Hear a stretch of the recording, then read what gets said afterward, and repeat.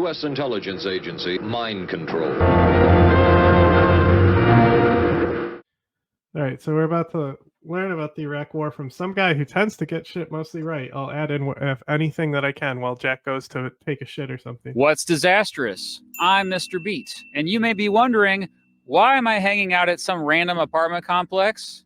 Well, this apartment complex isn't random. It's where I was living when I found out that the United States had just invaded Iraq.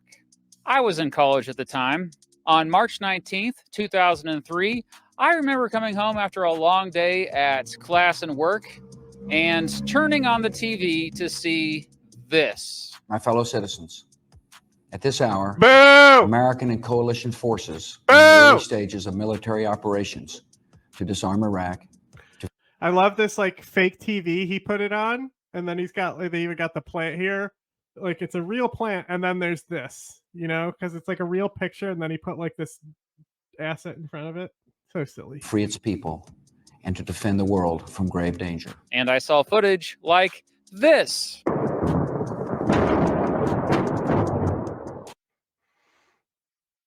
Nobody can comprehend the Nebraska corn-fed American diet.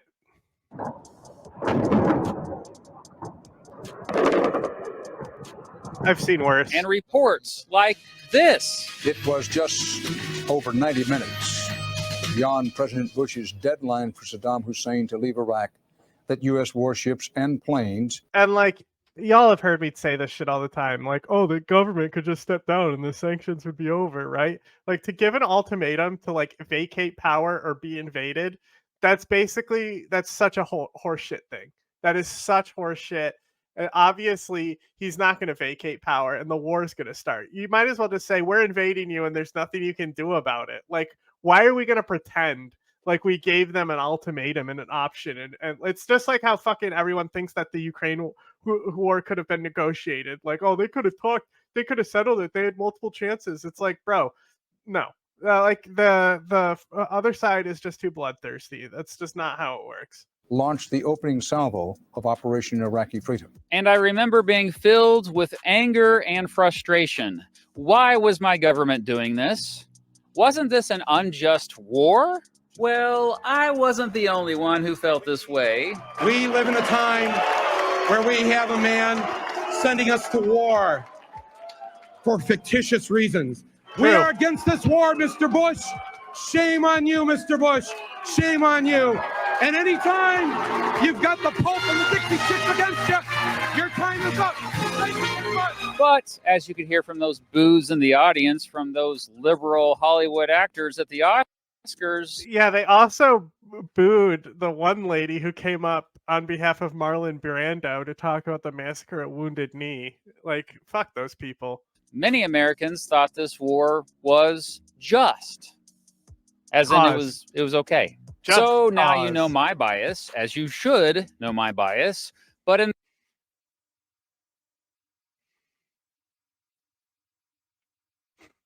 well, like that whole thing too. Like the inspectors, the inspectors, like even the fucking like the memo, right?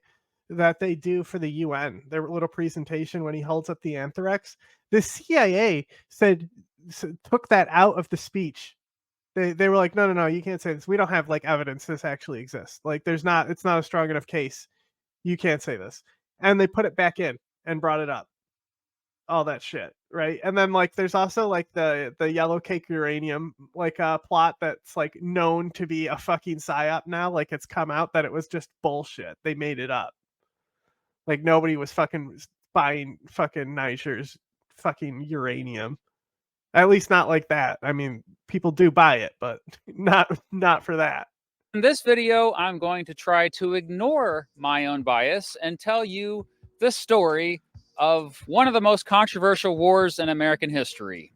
I think it's hard to talk about the Iraq War without any type of bias. And I'm a very all sides are kind of guy as usual. Yeah.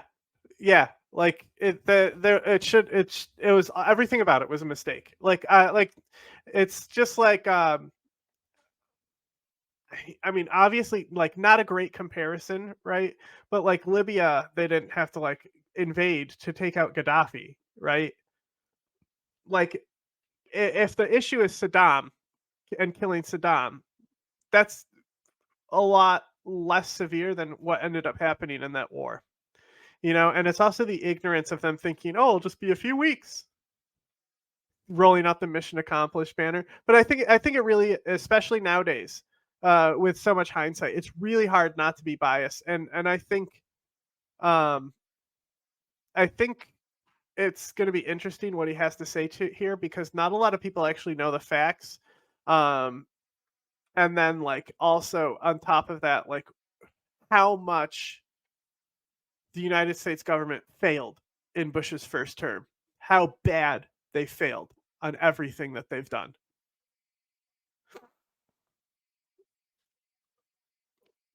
Yeah, and bro, that's not even the worst one. Like, I think the Bin Laden fortress is so much funnier. That they were. This is when they were saying that he was in obviously not Abbottabad, because that's who was killed, but the mountains that he's in.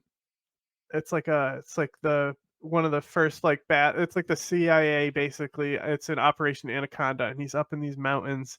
I forgot what they are off the top of my head, but they like drew a whole like infographic showing like how, like, this is what his fortress looks like, which is funny because like eventually, like, Daesh, they carve out of mountains. So does the PKK and stuff, but like not like how the infographic was being presented. Like, it was all such bullshit. Like, mobile chemical labs, why? What is the point of that? Like, you need sterile fields and shit to get like purities. Yeah, I know it's the coast mountains, but there's a specific battle here that's in Operation Anaconda where it's like it's the closest we got to killing Bin Laden, and he slipped away. Um, I just don't remember what it is off the top of my head. Iraq War.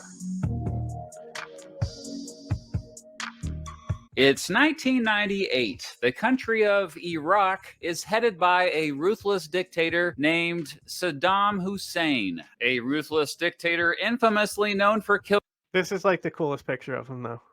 as many as 250,000 of his own citizens, sometimes using chemical weapons to do so. A ruthless Now, what's interesting in this citizens, photo that he sometimes shows, these are chemical rounds. These are 100% chemical rounds here that they're showing in this photo. And so this is a common misconception, is that there were no chemical rounds. There were a lot, but the accusations, and you can look at, they're declassified now, the CIA reports on these weapons. So they have a log of like logging all the rounds they find, and on every one of these CIA logs, it basically says this does not prove anything about them manufacturing weapons or that the war is justified. Basically, like every single time, because there was no active chemical weapons program. They just had old shit. And also, like, with a lot of Saddam's chemical rounds that they were produced in house, like the sarin, the GB, like they had purity and shelf life issues. And that's the thing with nerve agent, is it has it can have a really short shelf life. And I guess like VX is like different. It can last a lot longer and it's harder to get rid of. Using chemical weapons to do so. A ruthless dictator who had invaded a smaller country to the south in what became known as the Persian Gulf War. I got a video about that. Yeah, Hussein was not a nice dude. And by 1998, the United States was actively supporting efforts to remove him from power. Heck, not just the United States. And I think this is really important, but the coalition of the willing, right? We all remember this term, the propaganda term that the U.S. put in. All right, so I'm trying to see if it says how many countries were actually involved, because there's a few countries that actually go to war, but I want just a raw number because I don't remember it off the top of my head. Okay, it's about 29. No, of the 48 countries on the list, 4 contributed to the invasion force. An additional 37 countries provided some number of troops in support of military operations after that was in. So 48 countries is a lot of fucking countries, right? And not only that, I said 29. I might have been thinking about the EU number. But the people in this region as well, like obviously everyone hated Saddam. Gaddafi hated Saddam. Iran, both monarchy and Islamic Republic hated him. You know, the monarchy wasn't even around for him, but he was still in government at a lower position. Like Saddam is invading Kuwait, doing all this shit, shaking up oil prices. The entire region wanted him gone, specifically. Fun fact. He got tours around America's premier chemical weapons facility. Yes, he did. He did. Who did you learn that from? I don't know. I learned that somewhere, but yeah. I know that we've talked about it. Literally could not find. I think Christopher Hitchens might have something on it. I could not find a single. I want to say Christopher Hitchens might have something on it, which is like, but not 100% people have accounted him going to America's premier chemical weapons facilities. I remember like I pulled up video of it of him like in America doing these diplomatic meetings. Yeah. Mm-hmm. And you know what else they did? They showed him how it was made. Yeah. Insane. Well, their belief was that it would hurt Iran. Fucking crazy. Yeah. Fucking idiots. Yeah. Terrible. Yeah. Fucking imperialism. But you know, the point is that, to be clear, much like Gaddafi, nobody liked Saddam at all. Everyone wanted to see him go. It's not this whole like, you'll see it today where Ba'athist LARPs for Saddam saying like he was a great leader. Like, come on, at least like Zarqawi is a better person to LARP for. Like, are you fucking kidding me? Saddam Hussein? The United States Congress even passed a law that President Bill Clinton signed calling for just that after the United States accused Hussein of developing weapons of mass destruction. And after who taught him? Hey, are you doing that thing we taught you how to do? After he refused to let the United Nations look for them, Clinton ordered Operation Desert Fox, which led to the American military dropping bombs on approximately 100 military sites around Iraq. The Clinton admin is so interesting because you have a lot of these like long-range missile strikes. So there's like Infinite Reach, which is our first attack against al-Qaeda when they bombed the coal. We hit them in Sudan and Afghanistan, right? So it's like these missile attacks that are coming off the ships. Like, this is something that like hadn't really been like used to this caliber. This was like the drone attack of its time, you know? Killing or wounding as many as 1,400 Iraqis. Flash forward to September 11th, 2001, the day of the deadliest attack on American soil and the deadliest terrorist attack in world history ever. I mean, Mr. Beast, you can't be showing this. Can't be showing towers falling down and shit. No. Whole video about 9/11, but if you just want no 9/11 here. There it is. Ha, how you doing? But if look, he even like that's cool. He like aligned the graphic so it's like that behind him. Great job, bro. You did the transform tool. Just want the gist of it. On September 11th, 2001, terrorists associated with the group al-Qaeda hijacked 4 very interesting framing to say terrorist associated with the group al-Qaeda.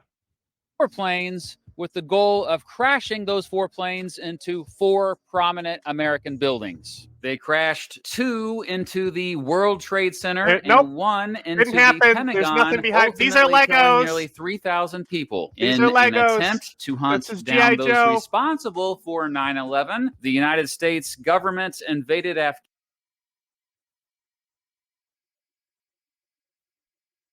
Afghanistan and fought a war there for 20 years. But it wasn't just Afghanistan that the United States sent troops to. Oh no. With the authorization for use of military force, Congress gave President George W. Bush the power to fight terrorism all over the world. In fact, the country has been fighting the so-called war on terrorism ever since. So what does 9/11 have to do with Iraq? The Cold War on terror is over.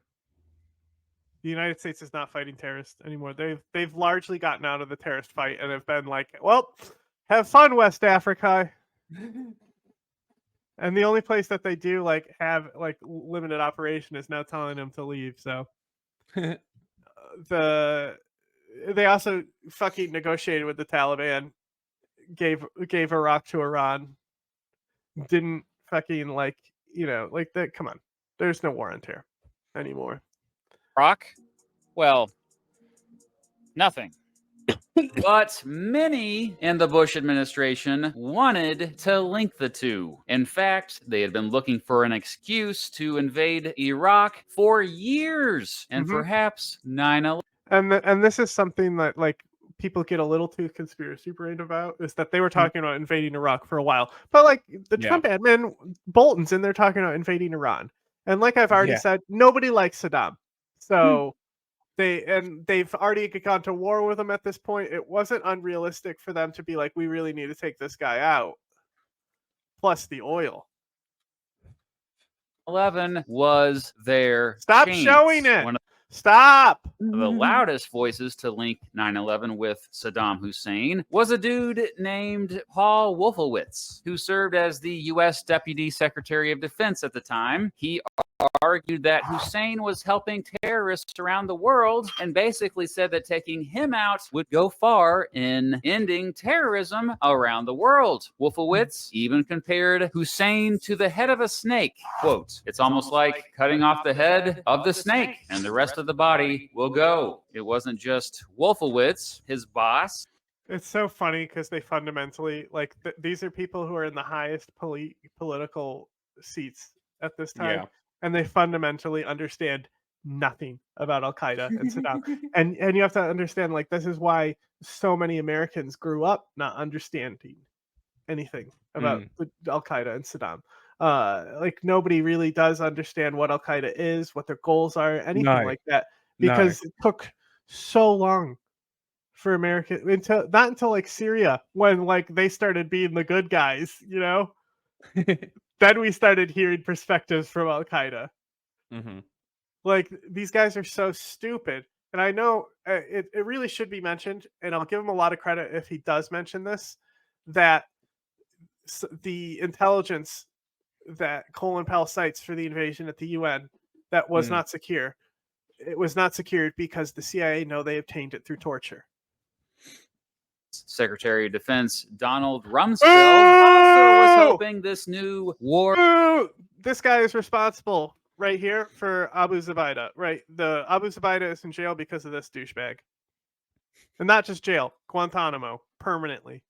On terrorism would give them a chance to take out Hussein. He began going around telling the press stuff like this. They've weaponized chemical weapons. We know that. They've had an active program to develop nuclear weapons. It's all. They've had Israel bombed it. They've had a nuclear program in the past. Yes, sure. They've had a chemical weapons program. Got to be careful how we frame these words, huh? Also, I wouldn't say there's a win-loss to the war on terror.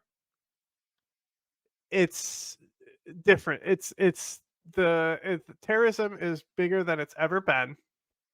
But you could say the same thing about like drugs and the war on drugs and things like that. The difference here is the goals involved. We look at HTS and Julani and Idlib right now. So like we joke, me and James especially will joke about like how liberal Jelani has become, and this guy is literally al-Qaeda, right? And like they're now talking about putting like women and minorities in the Shura Council. Like they're starting to sound more like Kurdistan and Rojava, every day, more like them. And these guys are literal terrorists, according to our government. And this is something that I have a fundamental belief in. Like my political theory largely revolves around legitimizing these entities. And once you give them the kind of legitimacy, then they start to evolve into something. The way you don't do it is like how we did with the Taliban. I think originally when Omar was reaching out before 9/11 happened, we should have been more interested in what was going on in that country. But we are too busy focusing on where communism and all that shit was, which, wasn't in Afghanistan anymore. So they didn't give a fuck. And they would use words that like in the 90s that Afghanistan was going through Lebanization, and it's like now they'll say things like balkanization, and they forgot what Lebanon even is and how prominent Lebanon was in the news at one point in the not so distant future. Also clear that history past. They are actively developing biological weapons. I don't know what other kinds of weapons would fall under the they're not of weapons of mass destruction, but what is a bioweapon? First of all, how do you like? We have no actual like push that has been like this is a bioweapon that we can use in combat and warfare and stuff, right? Like the whole idea of bioweapons, it's like not a fucking thing, okay? And first of all, a bioweapon is going to be like Agent Orange and herbicide and stuff, if anything. if there Which is are still chemical. more, I suspect they're working on them as well, even though I don't happen to know what they are. And this. The big thing that was there was the weapon of mass destruction issue, and he had agreed, and the UN had agreed that he would not have a WMD program. We know he does have one, and he is continuing it. Soon Vice President Dick Cheney was sounding the alarm about Hussein. Simply stated, there is no doubt that Saddam Hussein now has weapons of mass destruction. There is no doubt that he is amassing them to use them against our friends, against our allies, and against us. Oh, there was plenty of doubt. But Cheney also was really wanting to go to war with Iraq. And finally, the president himself was now sounding the alarm about Hussein, pleading his case to the American people directly. I take the fact that he develops weapons of mass destruction very seriously.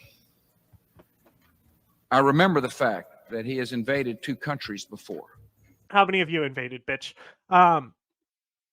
This is like just this whole weapons of mass destruction narrative. Like, has there been anything more damaging to the United States reputation than like framing this whole thing on the weapons of mass destruction?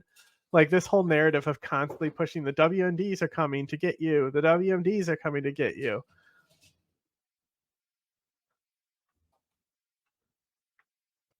Duck and cover.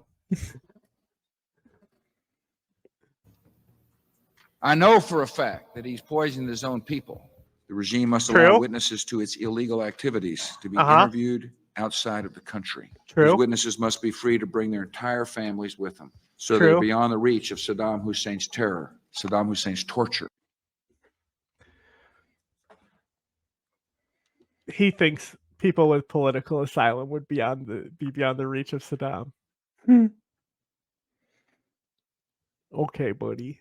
Like, look how many people Gaddafi had assassinated around the globe. Saddam Hussein's murder. In addition to declaring and destroying all of its weapons of mass destruction, Iraq, in accordance with UN Security Council demands, must end its support for terrorism. Heck, as early as January 29th, 2000. What support? He's literally at this time. George Bush is giving this speech, and he's in his fucking torture chamber, putting fucking electrodes on a fucking jihadi's wiener.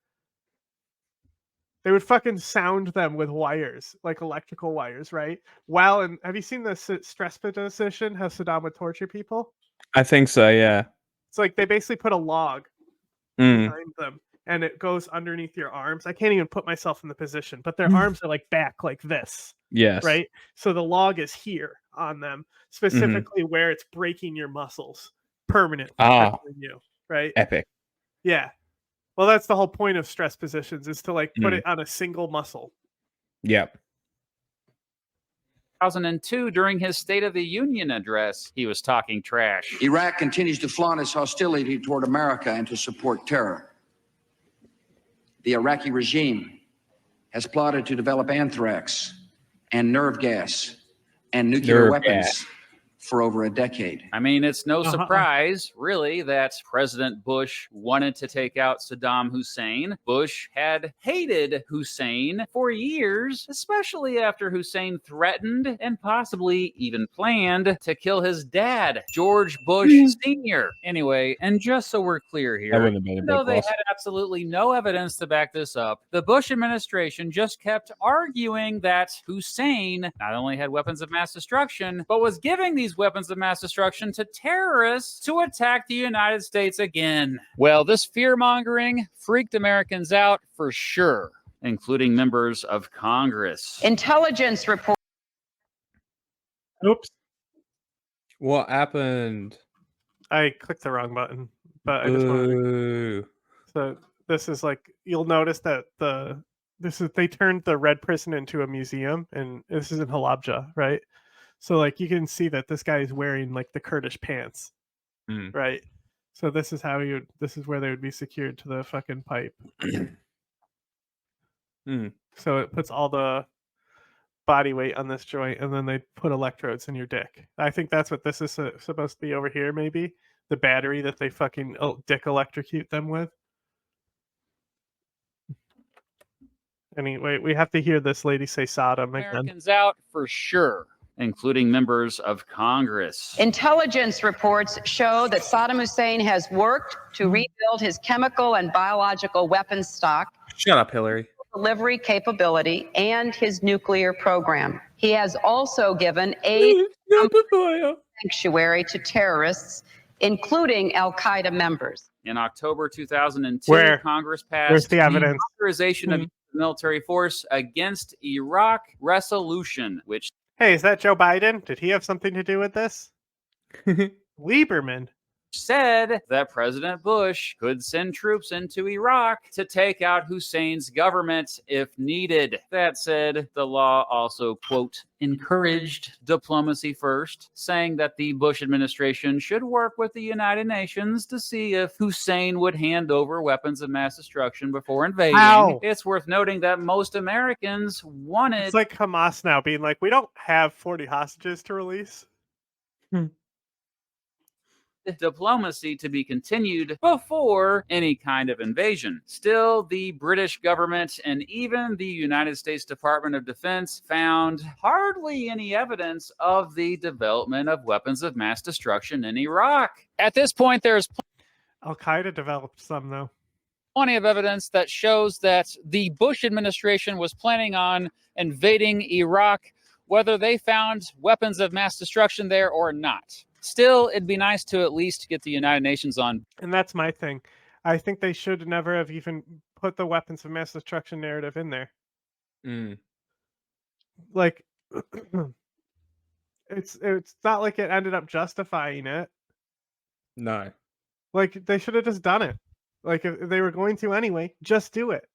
Yeah, just commit. With it, am I right? In November 2002, the United Nations sent weapons inspectors to Iraq, but they ultimately never found any, even after around 700 inspections, man. And yet, on February 5th, 2003, our respected Secretary of State, Colin Powell, who also happened to be a general during the Persian Gulf War, made his case for invading Iraq to the United Nations Security Council. The facts and Iraq's behavior show that Saddam Hussein and his regime are concealing their efforts to produce more weapons of mass destruction. Saddam Hussein has no compunction about using them again against his neighbors and against his own people. And we have sources who tell us that he recently has authorized his field commanders to use them. He wouldn't be passing out the orders if he didn't have the weapons or the intent to use them. However, Hans Blix, the dude in charge of weapons inspections of Iraq, accused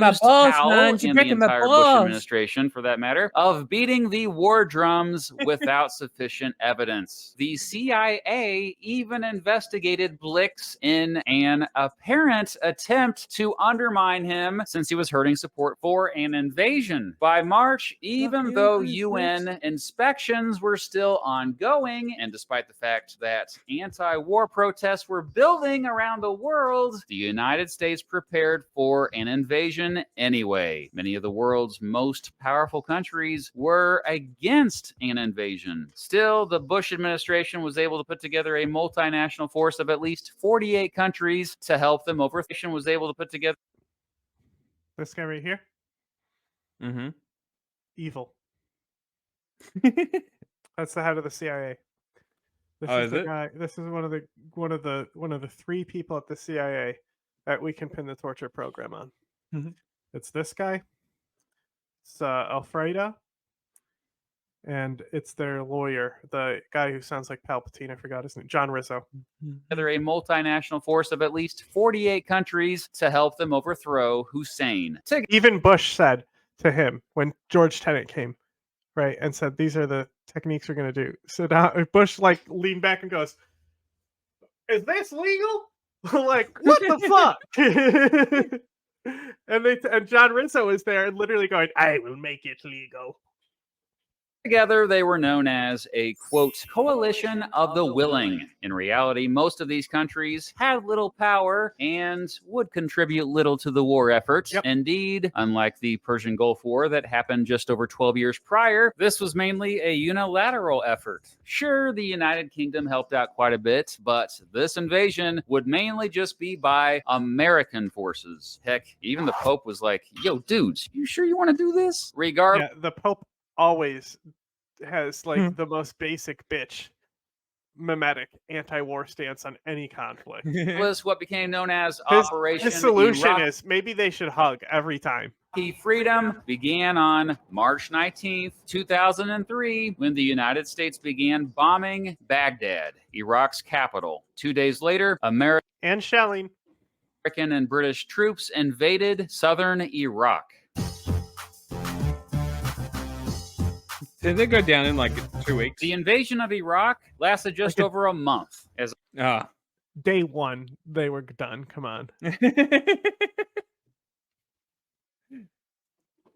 I said like a minute ago, it started with airstrikes on Iraqi military bases and the presidential palace in Baghdad. These were technically strategic bombings. They hit infrastructure here. The civilian collateral was minimal besides the one aid and a shelter that they ended up hitting by accident. But there was infrastructure here that was hit. And that infrastructure then caused civilian deaths because of things like cholera, as we've discussed many times. Baghdad. It was a surprise attack. There was no declaration of war or anything like that. According to Tommy Franks, the general who led the invasion, Operation Iraqi Freedom had 8 goals. Number 1. Much like Russians who invaded Ukraine, they had no idea they were invading until they said cross that line. Yeah. 1. Taking out Saddam Hussein. Number 2. Finding and getting rid of Iraq's supposed weapons of mass destruction. Number 3. Looking for and getting rid of terrorists in the country. Well, that could take a while, couldn't it? Number 4. Gathering and not if there was no terrorists at the time, you know. The only terrorists were like, you know, some Iranian insurgents, some Kurdish insurgents. Like he tortured and executed the rest. They were keeping their mouths shut. Intelligence to destroy global terrorist networks. Number 5, gathering intelligence to... That's the ultimate failure. That one, destroying the networks instead of building them. That's definitely where they failed the most, is the networks. Find weapons of mass destruction around the world. Number 6, ending sanctions and getting humanitarian support to Iraqi citizens, presumably hurt under Hussein's control. Number 7, securing Iraq's oil fields. Okay. I know what you're all thinking, but Franks argued that the American troops would be securing this oil for the Iraqi people. Yeah, we don't need Iraq's oil, but it's OPEC. It maintains the cartel at the same time. So you could frame it. Obviously, I hate this type of framing, but you still can frame it as it being a war on oil in this regard. I don't know. And finally, number 8, helping the Iraqi people transition to a representative democracy. Approximately 160,000 troops, again, mostly hot take, should have been a constitutional monarchy. American and British troops landed in southern Iraq beginning on March 21st, 2003. They met little resistance. Only Hussein's most loyal supporters fought back, many of them fighting back in Basra. Still, the Americans and British... Which is funny because Basra is the Iranian, that's the Iranian capital. That's the oil fields that the Iranian side of the Iraqi government control and shit. Fairly easily defeated them and soon worked northwest up through the Tigris-Euphrates river system toward Baghdad, skipping over areas where resistance was stronger. By April 4th, American forces had taken over Baghdad's international airport. Iraq's Republican Guard defended Baghdad, but its defense was very disorganized. American forces bombarded and raided the city in what became known as the Battle of Baghdad. By April 9th, American soldiers had already taken control of the city. Kurdish fighters from the north helped the Americans capture the northern Iraqi cities of Kirkuk and Mosul by April 11th. And finally, Saddam's home city of Tikrit fell on April 13th. I didn't realize Isolated Mosul groups of was so soldiers far loyal. up. Yeah. To Hussein continued to fight in the following days, but by the end of the month, the United States had controlled basically most of Iraq. The initial invasion cost the lives of... And that's why the al-Qaeda branch, it's the Sunni, it's like the Sunni Arab side of the same al-Qaeda group that is one of the foundations of ISIS. They're in Mosul, right? That al-Qaeda network is able to have those two sides and two groups connected there because of how close it is. It's like in the Kurdish region. It's just not a historically Kurdish place, even though there are lots of Kurds there. Nearly 13,000 Iraqis and just 172 coalition soldiers. On May 1st, 2003, President Bush made his now infamous televised Mission Accomplished speech aboard the USS Abraham Lincoln just off the coast of San Diego. In case you were wondering, San Diego is on the opposite side of the world as Iraq. Major combat operations in Iraq have ended. In the Battle of Iraq, the United States and our allies have prevailed. Now, I know this speech has become a meme at this point. You know, it basically comes up anytime anyone declares victory too early in a crisis. But it's worth noting that Bush also said the following in this speech. We have difficult work to do in Iraq. And boy, was that an understatement.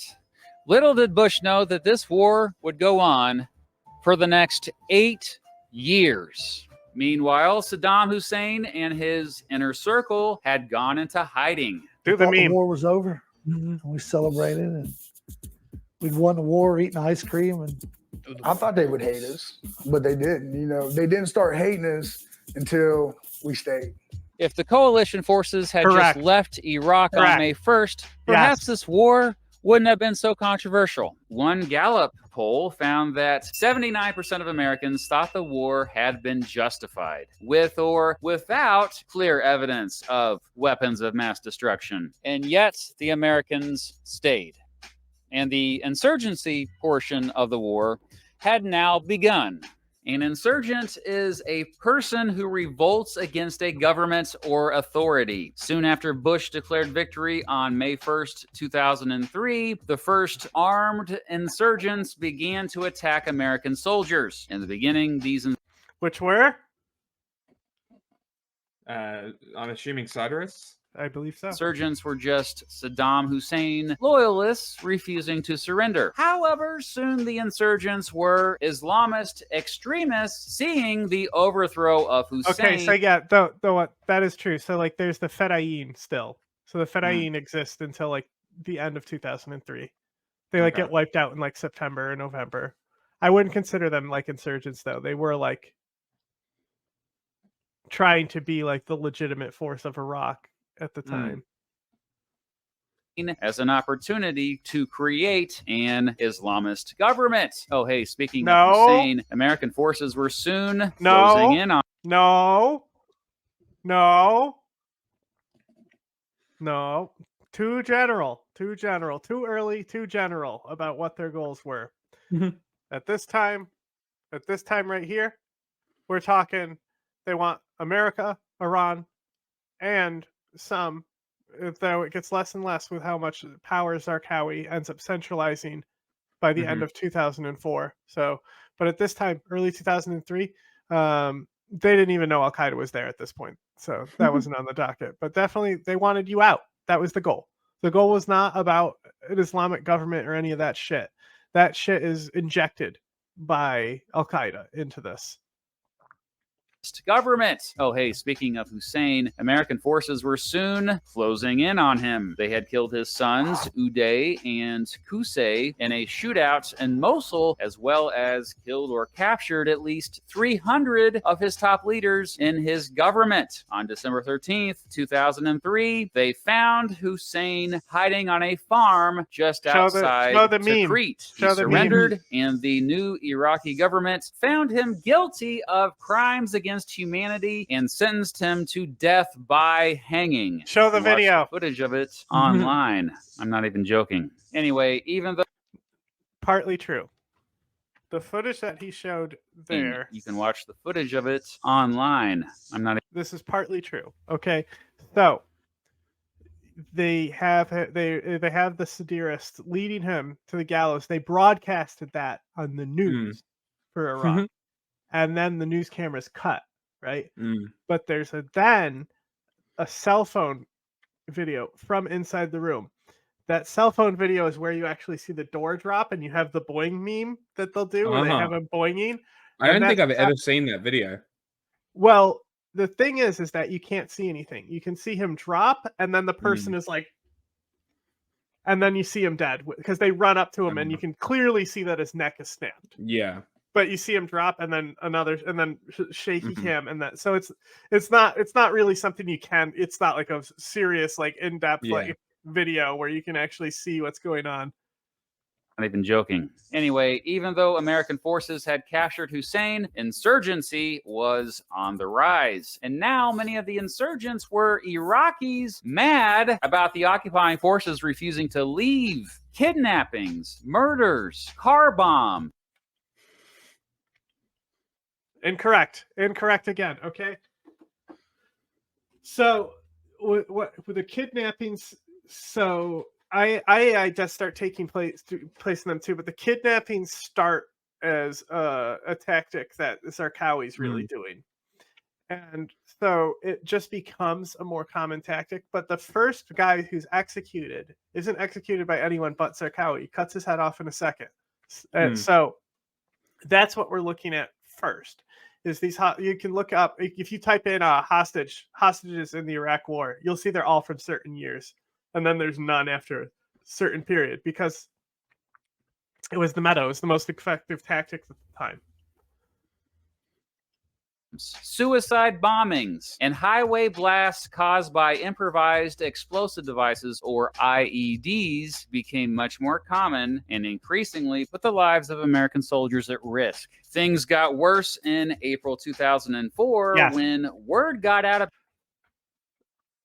What's he going to say? There's a clue on the screen. It says YouTube made me censor this. I don't know. It could be fucking anything. Abu Ghraib. About American soldiers torturing Iraqi prisoners at Abu Ghraib prison. This led to a flood of Islamist militants in... Again, no. Stop it. Stop with the Islamist thing. No. It is not about that. These people were fighting for their country. They saw crimes being done against their own people, and this is before the country was divided. There was, even though like the Shia definitely saw that they were going to be able to take advantage of this situation and stuff, there still wasn't like a civil war going on. This is like finally they saw that they might be able to stand together, you know. So they're seeing their own people after something that they felt like might be a liberation. You know, we were liberated from this. We can build our own destiny. And then they see the pictures, and it's more heinous than some of the stuff Saddam was doing, you know, because it looks worse. Not this, because like Saddam was definitely way worse, but it looked bad because they're fucking putting hoods on the guy's head. Like the picture's scary as fuck. To Baghdad and talk about bad timing. This all went down when the American military was trying to prop up a new Iraq. Okay, we're skipping over some things. So after Abu Ghraib comes out, there's an event that immediately follows that. So what we're not talking about is the protests that are going on because the Marines are occupying a school in Fallujah. This leads to fatalities. Different sides of the story say like somebody had a gun in the crowd, somebody threw rocks at them or something, but the Marines opened fire on civilians 2 different occasions, killing people. This did not sit well for Fallujah. Then at the same time, the actual like power structure, the tribal power structure on the Sunni side and much of the Shia side are not supporting these elections. Al-Qaeda, on the other hand, is supporting the elections because they know that this is a bad idea. While these elections are going on, what happens is, so just before them, so right after Abu Ghraib, right, and after the shooting of people who were protesting, and after the Blackwater massacre at the square, these guys, they got detoured on a street because an IED charges went off on the street, so they said they had to reroute. Ends up rerouting them into the middle of IAI territory in the city of mosques. Infamous video comes out, and this one you can see mostly of the aftermath. But they kill these guys. 2 of them are Blackwater guards. The other 2 are like basically kitchen guys. They like help set up kitchens. So they're trying to like, you know, establish our supply lines and food networks.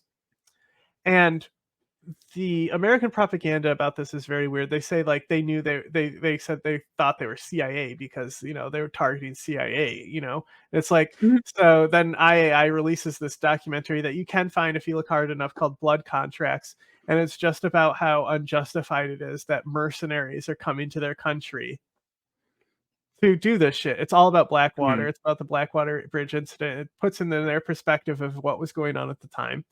And then they leave after doing this, after they kill these guys who are in their territory, totally justified as a resistance force, right? They're civilian contractors. 2 of them might have technically been civilians, but it's not that big of a deal compared to what Israel does every day. So the civilians then come out who are still pissed that they literally got shot for trying to ask their kids to be able to go to school, for the Marines to stop occupying the school so their kids can get an education. They come out, the car is already on fire because grenades were thrown in, because these guys were driving around with their windows down in Iraq, right? So the bodies get burned, and the 2 specific guys who were Blackwater agents, they get dragged through the city in these skeletalized corpses, culminating in the Blackwater Bridge incident. The Blackwater Bridge incident effectively was the counter for Abu Ghraib. What Abu Ghraib made the Iraqi feel, the Blackwater Bridge incident made Americans feel. The military forces did not like that this happened. It really, really, really set up the Battle for Fallujah, which the first one does end up taking place. And the guy who gets elected in this election, right, he basically makes it so he tells America, nah, you can't keep doing this. America takes half the city of Fallujah through this, basically to push everyone out of the city is the first battle. And so they put out like a security force managed by the Iraqi government in there. That thing was gone like a week later. Al-Qaeda moves in to this power vacuum that they created, fortifies their positions in the city, and it basically enshrines Al-Qaeda taking over the conflict. These 2 events. So without Abu Ghraib, you might not have the Blackwater Bridge incident, but these probably would have happened like they're independent enough from each other. They're just a culmination in some of the series of events that go on in 2004. Government. Meanwhile, the Iraq War hadn't hurt President Bush's popularity too much, yet he'd win re-election in 2004. But if Americans actually knew how bad the war... The fact that he got reelected blew my mind. I didn't understand how it was possible. ...would get over the next 2 years, he likely would have not gotten reelected. In 2005, millions of Iraqis voted to draft a new constitution and vote for new representatives and a president. But that didn't go so well. Sunnis boycotted the elections, resulting in the Shiites gaining power. Oh, wait. You may not know what... No, the thing is that the Shiites would have all ultimately had power regardless. The Sunnis were boycotting it because it was putting them into a fucking minority in their state, and that's not what they were interested in. They were interested in America getting the fuck out and their country going back to being unified, which it hadn't been for a long time. What the words Sunni and Shiite mean. I guess I better explain what they mean, eh? Sunni Islam is just a branch of Islam. The largest branch of Islam, as a matter of fact. Shia Islam is the second largest branch. Iraq is unique in that the country has a fairly even divide between Shiites and Sunnis within its borders. One big development during the Iraq War was actually a smaller conflict within a bigger one. Radicalized Iraqi Shiites and Iraqi Sunnis began attacking each other. Sunnis accused Shiite leaders of killing. But why? What happens before that? You know, al-Qaeda bombs a Shiite mosque. Like, that's what really, it's the Grand Mosque. They're like, it's the most important, one of the most important Shiite like mosques. Definitely one of the ones in Iraq specifically. Killing Sunni leaders and blowing up bombs in Sunni neighborhoods. Sunnis retaliated, and the cycle of violence spiraled out of control, especially after the bombing of the al-Ashqari shrine on February 22nd, 2006. At one point, Baghdad became so violent that it averaged around 33 deaths a day. Most of the violence, though, was based in the Sunni-dominated areas of Iraq, particularly in the provinces of Al-Anbar and Saladin. By the end of 2006, all of this violence and destruction had led to the displacement of hundreds of thousands of ordinary Iraqis. One spot where insurgents were particularly active during the Iraq War was Ramadi in the Al-Anbar province. For 6 months in 2006, American forces fought al-Qaeda in the city in what became known as the Battle of Ramadi. Yeah, you heard that right. Al-Qaeda. One particularly crazy... That's not al-Qaeda. Crazy development that happened during the war was al-Qaeda showing up to Iraq for the first time. They were already there. They weren't there before. Yes, they were. And no links were ever found. Yes, there were. Between the Hussein regime. Okay, there was no links there. And they were fighting him. Al-Qaeda. But after the overthrow of the Hussein regime and after American occupation, not only were they there, but they be recruiting. Oh, and they also now had Saddam's old chemical weapons from back in the day. They also produced their own. Hey, now that Al-Qaeda was actually in Iraq, Bush was like, well, I guess we better send more.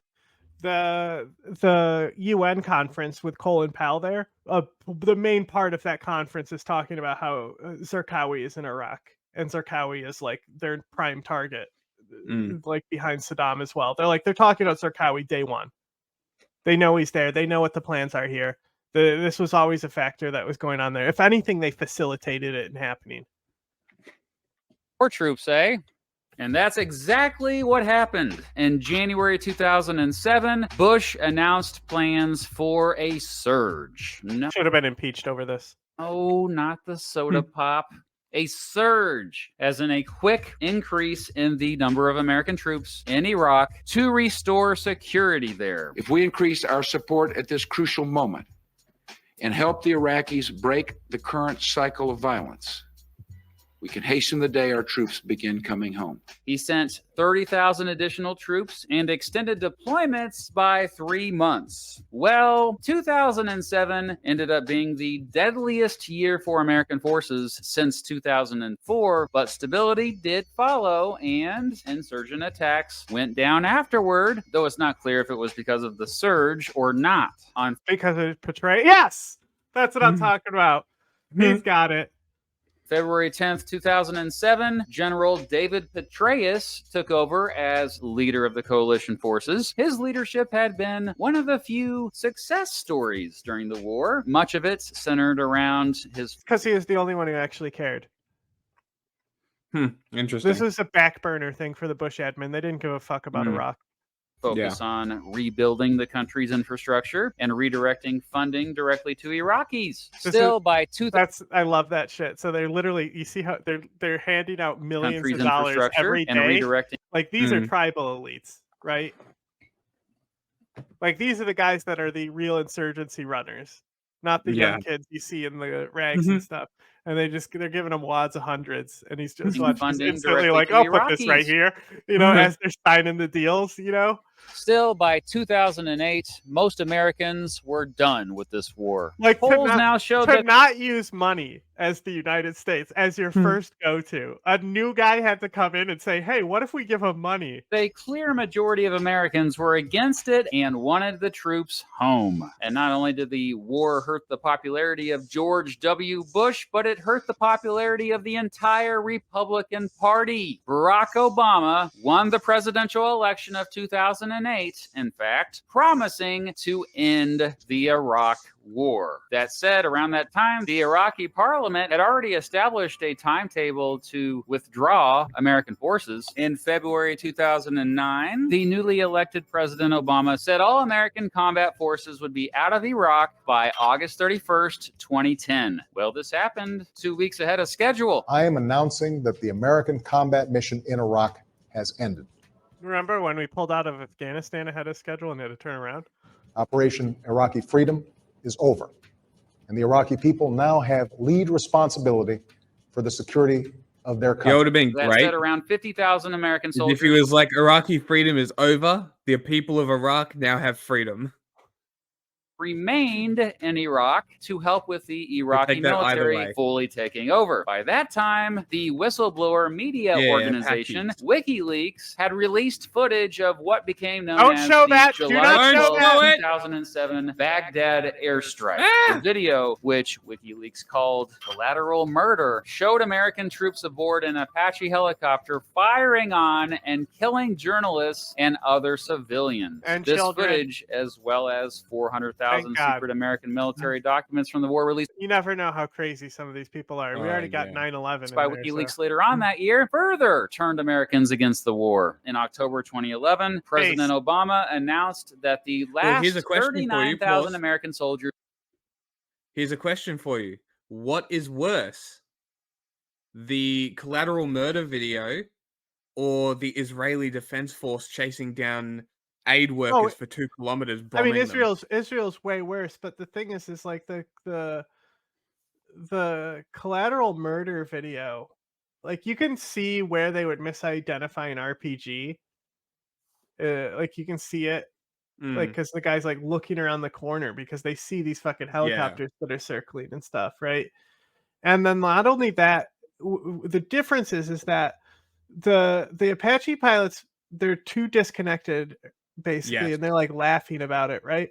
But then the guy shows up and the kid's still alive, and you like the interview with the guy who's an American soldier who pulled the kid who had been shot to pieces by an Apache helicopter and try and run him over to aid, and the fact that the aid trucks come in and run over bodies.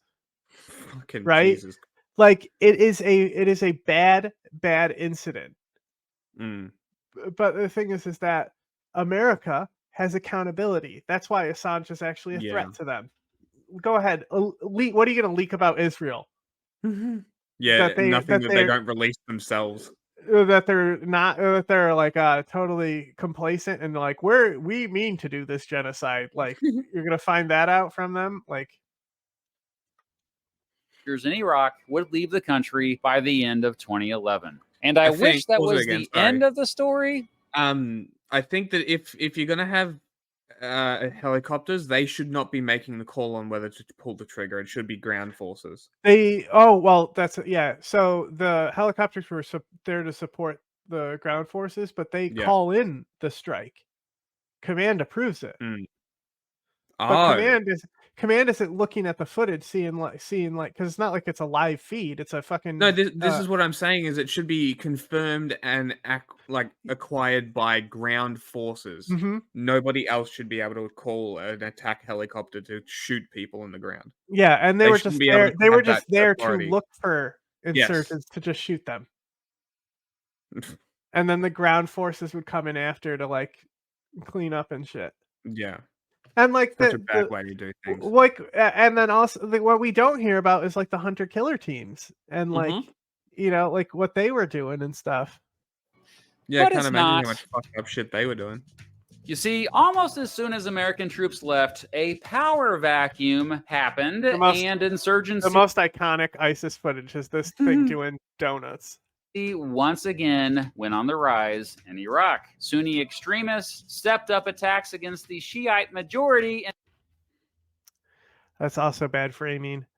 The context of how the Islamic State is then allowed to, how this, this underlying civil war strife that was just created not long ago, how that's able to be capitalized on using the rhetoric of al-Qaeda and Zarqawi. They weren't just attacking the Shia majority. They were attacking anything that wasn't them. Like the Sunnis fought ISIS. IAI fought ISIS. And soon many of them teamed up with the Islamist extremists in Syria, a country bordering Iraq to the north, which had its own civil war going on. Well, long story short, this ultimately led to another freaking war. That's right. The Iraq War led to the war in Iraq. By December 30th, 2013, the insurgency had turned into all-out guerrilla warfare. Guerrillas? This is what I'm talking about with Daesh. This is a classic Daesh fighter right here. This is like fat fuck. This guy's got no tooth over here. Like they're across Western Iraq with the rise of the Islamic State, aka the Islamic State of Iraq and the Levant, aka the Islamic State of Iraq and Syria, aka ISIS. By the end of 2015, ISIS controlled an area. Or IS. This is an interesting flag to choose for 2015. This is an alternative of Zarqawi's flag. Area where millions of Iraqis lived. The Iraqi government eventually defeated them by 2019. Damn right. Only Thank you for giving the proper credit to the people who actually did the work. Yes. After coalition forces returned to aid them. In fact, today, and I bet you didn't know this, but there are still around 2,500 American soldiers stationed in Iraq to assist Iraqi soldiers there. Where are they, John? Mostly what do Baghdad. they actually do? Mostly Baghdad advisors and stuff. Yeah. They're in Kurdistan, no?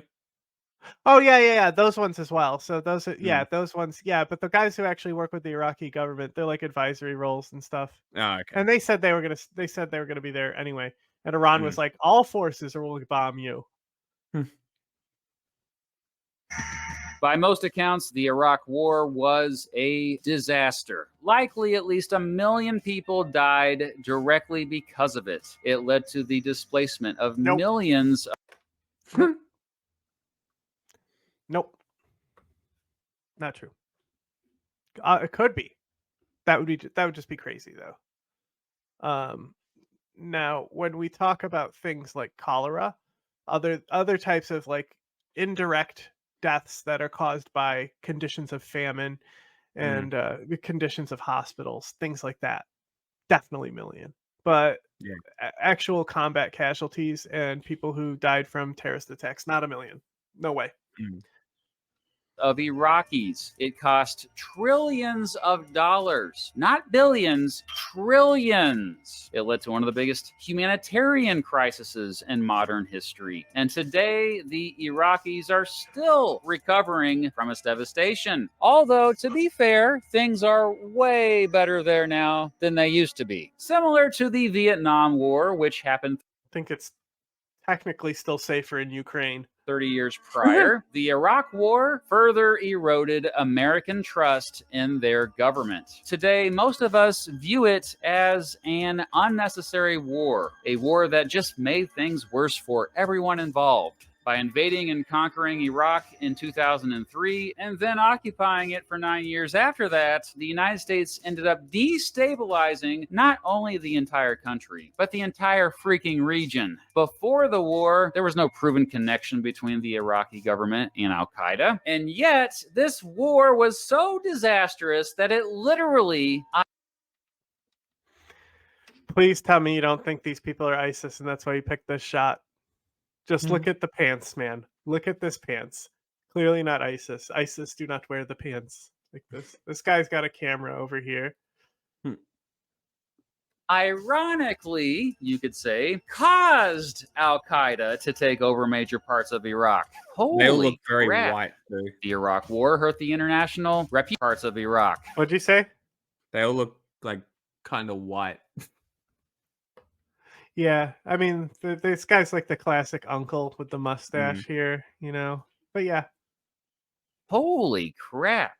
The Iraq War hurt the international reputation of not only the United States, but also the United Kingdom. It hurt global efforts to fight terrorism. Heck, the Iraq War made the majority of Americans sick of wars in general. After that, when the American government tried to drum up support for war in a foreign country in the name of, quote, spreading democracy or, quote, nation building, most Americans just didn't fall for it anymore. And not just Democrats. I'd argue that just as many Republicans today say the Iraq War was a mistake as Democrats, as demonstrated by the rise of Donald Trump, who has made no secret of his dissatisfaction with that war. But perhaps that's one silver lining of the Iraq War. Before it, we were much more likely to fall for an unjust war. After it, we weren't. In 2003, back when you also need to characterize this at like happening after 9/11 and how fucked up our brains were. I don't think that. I mean, they would have to do something more like with the Vietnam situation, you know, staging things, even though they did stage things and lied, but you know what I mean? Like when I lived in these apartments behind me, I was young and an idiot. But even back then, I knew that this war was unjust. I mean, I'm still an idiot, but that's besides the point. Just making sure that we're clear here on that.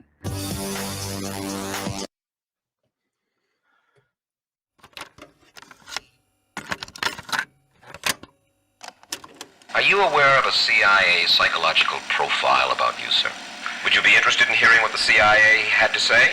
This secret study portrays as a brilliant but dangerous megalomaniac who is likely to pursue his own aims in disregard of U.S. interests. He's an uncertain ally. Shall I go on, or would you prefer that I stop, sir?